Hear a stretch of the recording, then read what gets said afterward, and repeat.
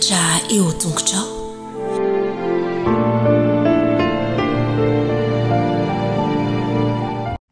Fahameraba-tsika tsirairay avindray tonga eto amin'ny famitinana ny lesona ho an'ny lehibe sika lesona indratantsika nandritra ny herinandro iny dia ny lesona faharoamby folo zany lohandirantsika ny amin'ny famitinana ny lesona dia vavakisika dia manitsaratsara ndrezan-danitra mbola vempisaoranao zahay ny amin'ny lesona ny teninao ny fahamarinanao izay nomenao anay nandritra ny herinandro iny saotranao koa satria zava-dehibe tokoa no nataonao teo amin'ny fiainanay ary momba anay hatrany ianao manafaka anay amin'ny ratsy ary manome anay ny fandresena amitana ny lesona izay ankehitriny mety teza ianao hamangy ny isa tokantrano eto aminaran'i Jesosy amen.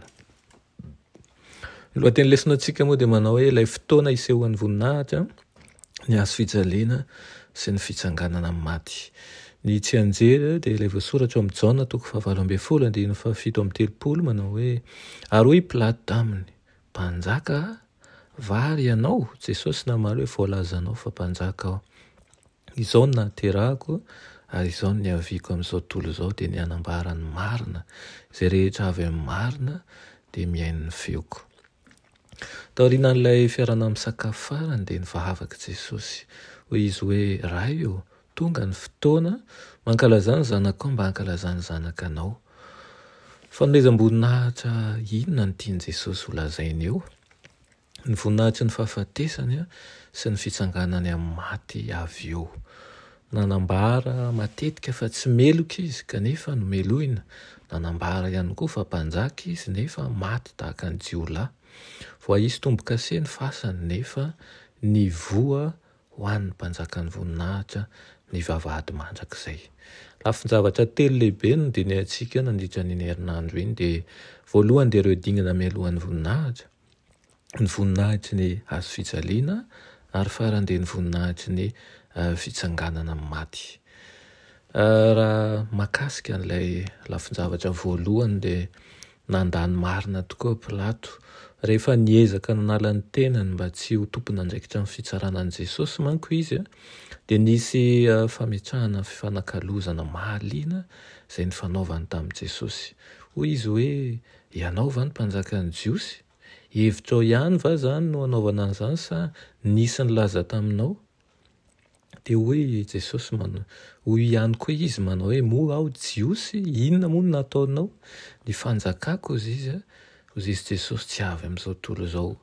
Izy mbola nanontany ihany koa mpanjaka vary ianao? Hoy Jesosy hoe izao no nahaterahako izay rehetra avy amin'ny marina dia miaino ny feoko dia mbola nanontany ihany koa Pilato manao hoe inona ny marina?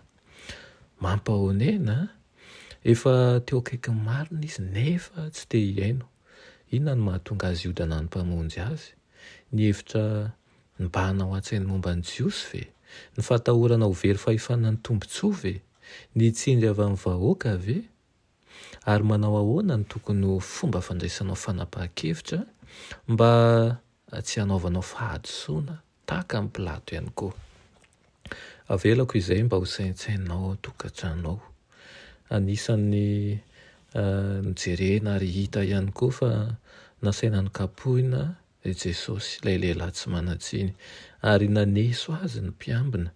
Avy eo nentina naseho hitan'ny vahoaka ny andriny fanafahana azy. Jereo aneo izy ity mpanjaka mahantra sy mahay mbola tokony homboana ihany ve? Dia aleo izy avelantsika handeha. Na dia tsy fantany aza dia nilaza fahamarinana lehibe Pilato ilay nitsangana teo anatrehany dia ny teny mandrakizay ny tonga olombelona. Tsy nampoizy ny fahanampilaza n'ilay teny Jaona mpanao batisa momba an'i Jesosy izy manao hoe indro. Tsy nampoziny ihany koa fa izy no tanana hanao sorona ny zanak'ondrin'Andriamanitra ny mpanjakan'i Israely.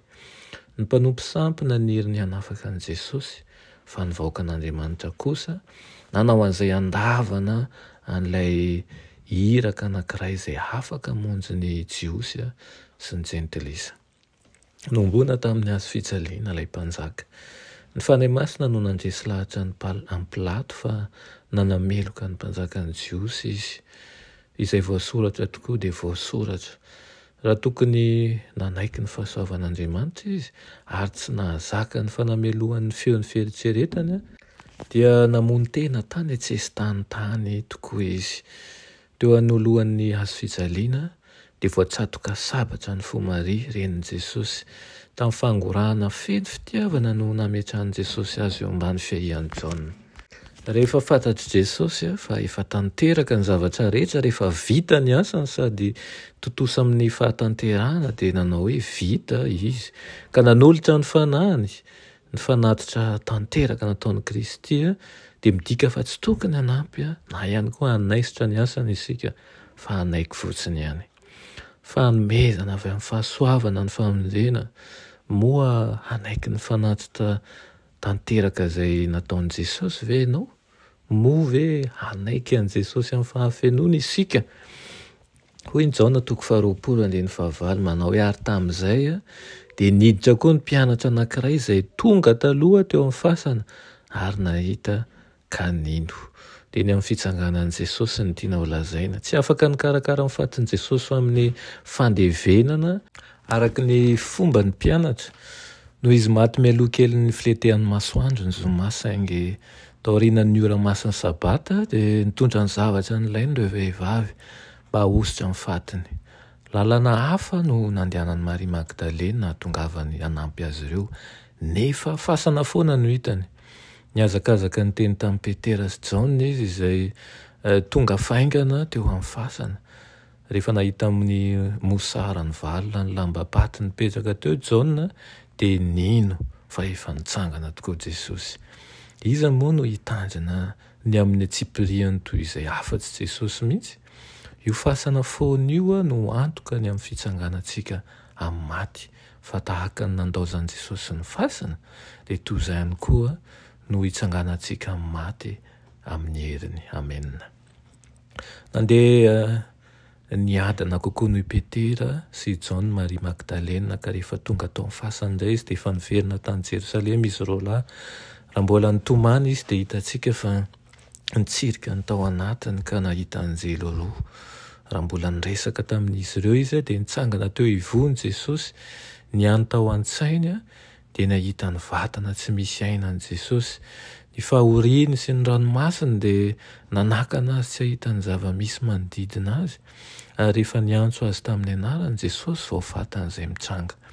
Rehefa niseho tamin'i Jesosy dia feno fifaliana ny fony, nefa Jesosy naniraka azy handeha faingana sy hampeliny vaovao tsara ny fitsanganana amin'ny maty. Hitantsika tokoa tao anatin'izany lesona izany fa tanteraka ny faminaniana rehetra ary ny ranomaso rehetra izay naratsaka nangotrakotraka ny fo izay marary ny Maria dia lasa fifaliana.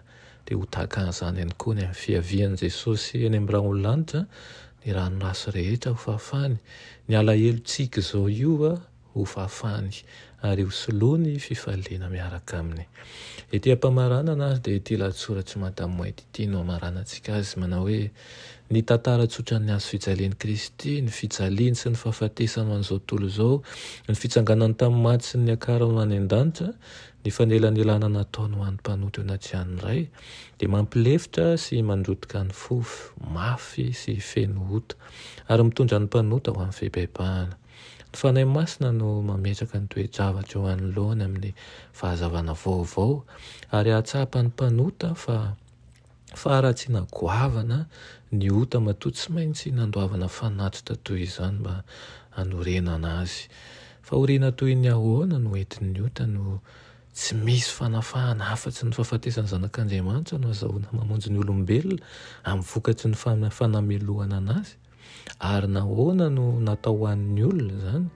Satria tia azy Andriamanitra ka tsy tiany hisy ho very isika tsirairay avy izao fa mba ho tonga amin'ny fibebahana rehetra ino an' Jesosy ho mpamonjy ny tena manokana ary hanana ny fiainana mandrakizay. Amen.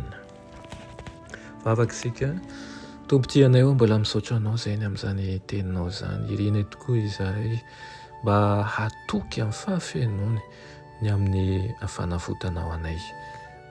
Ampio izahay amin'ny alalan'izany teninao izany mba hijoro mandrakariva amin'ny fotoana rehetra ka namorana misarotra dia itsika izahay ary faly hisaotra anao satria fantatsay fa mandalo izao rehetra izao fa ilay fanafahanao lehibe zany zava-dehibe indrindra aminaran'i Jesosy. Amen.